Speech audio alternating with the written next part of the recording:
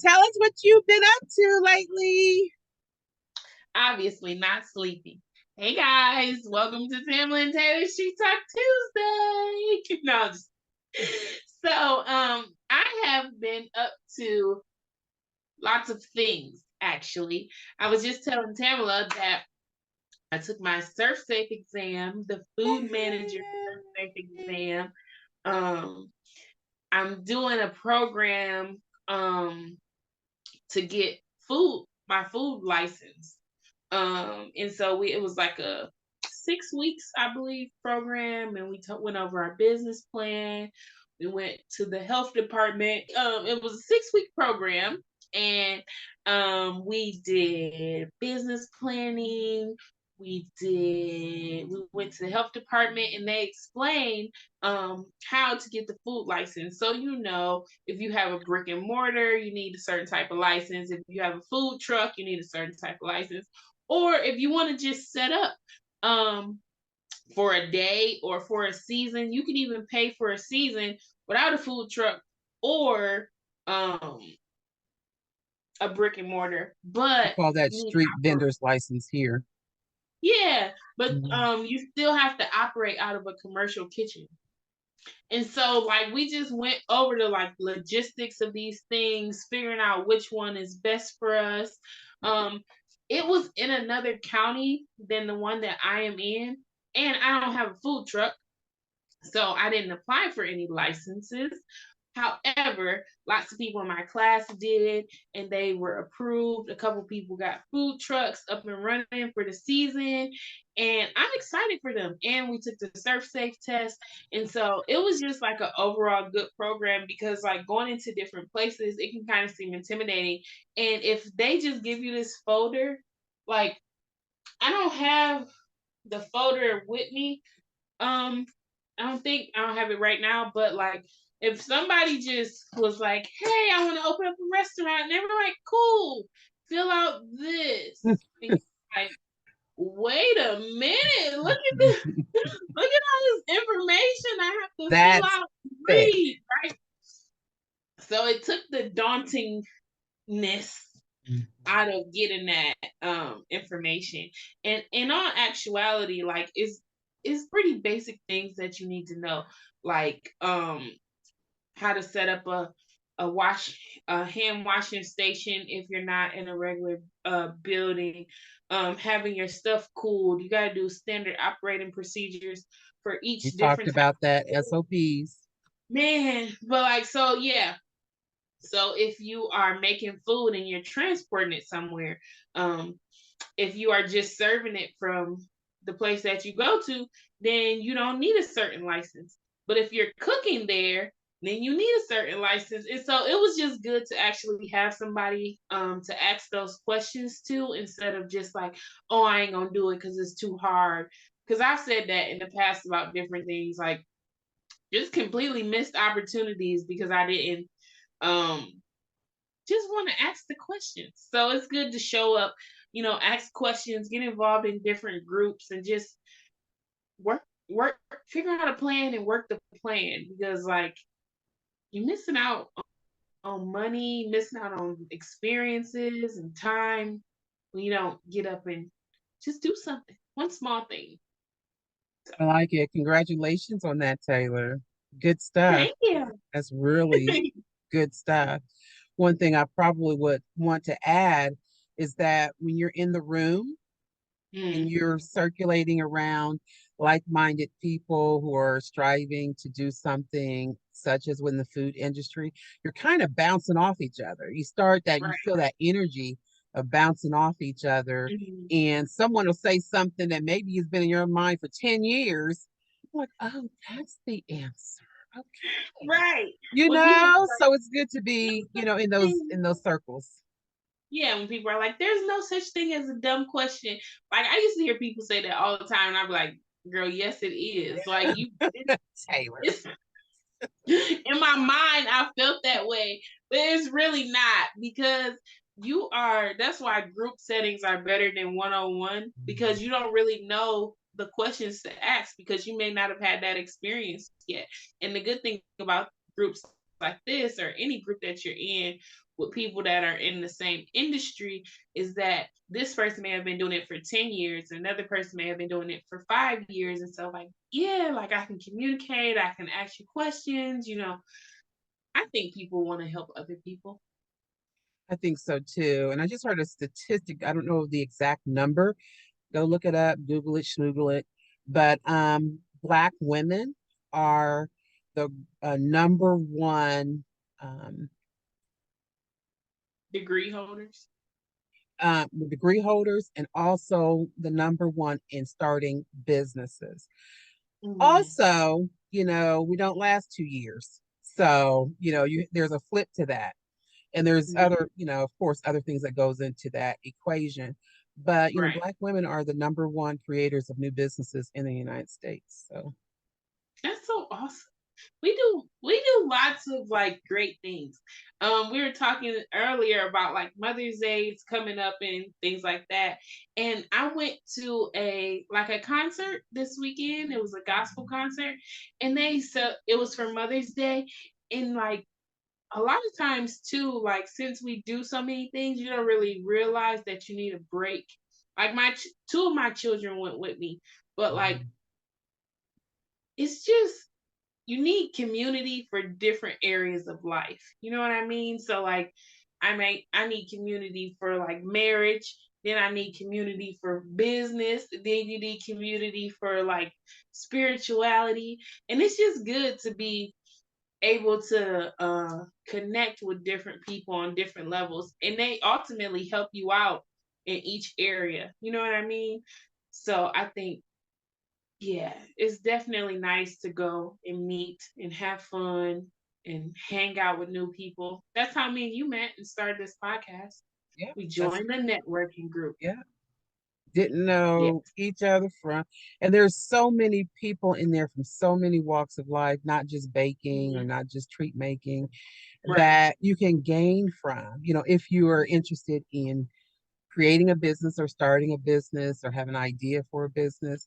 Everybody starts someplace. Some people come in with experience, and some people are like, I just had this idea and I'm going to go for it. But the part Mhm. I said, the idea is always the easiest part. Man, The idea is literally, always the easiest part for yeah. sure. But Yes, it I really is. think that if anyone out there is interested in Safe Serve or Serve Safe, I always say it backwards. What's the correct way to say it? Perfect. Serve Safe. Perfect. Yes. Yeah. And it's just a certification really that allows you to say, hey, I've been certified in this area of safely handling food and properly. I know the ways to do that. And that's always something nice to promote when you have a sweet treats business. So it just really shows people like, oh, okay, they're just not just, they're taking it seriously. They're not Right. just out here just, selling XYZ, just to be selling it. And that makes a Yeah. difference in, the world that we live in today, as Yeah. far as germs and stuff like that. Especially as like a home baker or a home treat maker, because a lot of times people are like, oh, they're working in their home, they're not coming out of a restaurant. I have seen several restaurants that look like they needed to be shut down, and some people are much more sanitary at home Mhm. than they are in these particular, establishments. So I just feel like you definitely should give people a try. Um, I had one lady contact me and she was like, "Can I come in and, pick up some stuff?" And I was like, "We can set a date for you to come over and I can have some things prepared." And she was like, "Oh, I can't just walk in." I'm like, "Why do y'all just want to walk in people's house?" But she didn't realize because my business online, I don't feel like it just looked like I don't have a place that people can just come in and buy stuff, which I'm happy about. But at the same time, I am a home baker. I do homeschool my children. I do a lot of things from home. So, yeah, I think that's a really good tool to have because it shows that you went above just like basic training. But a lot of programs are free for different counties, um, free or a little bit of an expense. The ServeSafe, it was like $165 to take it. Mm, But the reason is because the test is inside of the book. And so the book is its own charge.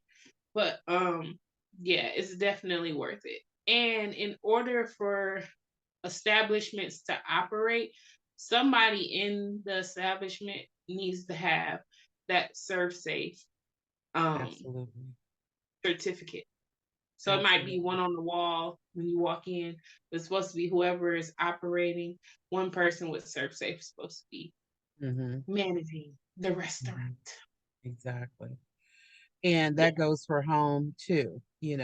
There's different wherever you are around the world or in the States. Check with your public health department, your economic development office, your city or local agencies to see small business offices to see what is required for your state. Okay, because it's different things for different states. So but I think that um, definitely a certification in Serve Safe is something to be proud of, and also something that you can put up on your wall to show that you have accomplished something. It's the it's not a small win, but it's the wins that that you can kind of build up your self-esteem and things like that that happens Mhm. when you're in this business, because let me tell you, you're going to need it.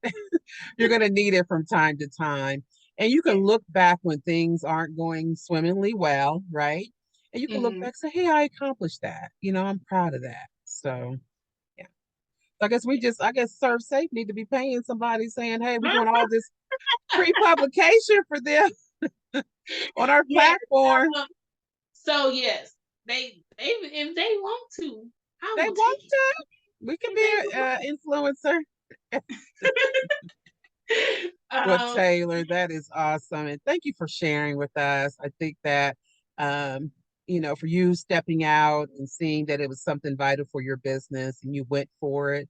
And I think that is something really to be proud of. So, congratulations again. Thank you. Thank you very much. Well, I feel guys, like this has been, this year has really been a year so far of like growth and expansion. And I remember last year we talked about corporate doing corporate contracts and like getting things like that. And I did my first like corporate event that I catered, and I was like so nervous. So, guys, just like be excited about the things that are happening. Be excited that you get opportunities. I remember calling Tamla like, Tamla, they want me to make 600 treats, and I never did this before. So what am I supposed to do? And but you learn and you grow, and that's just like the biggest thing. Just keep learning and growing and be excited about where your business is going. Just be in contact with what's going on in the business so that you can do like better marketing and posting and word of mouth and get out into the community. don't You forget won't be. testimonials Testimonials and are feedback. really good. That's a good way to promote your business. Hmm. Definitely, definitely, definitely. Well, guys, we hope that you have got something from this episode. We always talk about lots of different things. Um, I'm Taylor with Taylor's Kitchen, located in Albion, Michigan, where we make custom sweet treats for your special occasions. I can be found on all social media platforms at Sweet Spirit Treats. And we want you to just hear Tamala as she sends us out. So great. Guys, if you have not already subscribed to our Facebook page, please do so. We like to hear from you and we like to celebrate your wins as well. Find us on Facebook, Instagram, and on Anchor in our audio podcasts. And of course, right here on YouTube at 5T Podcast. I am Tamala, owner of Torlitas for that sweet and crunchy taste. I had a sweet on it today. Sweet and crunchy taste. If you want to know more about me or my business, go to at Torlitas. That's T as in Tuesday. ORLITAS. Yes. Have a blessed week. Bye bye.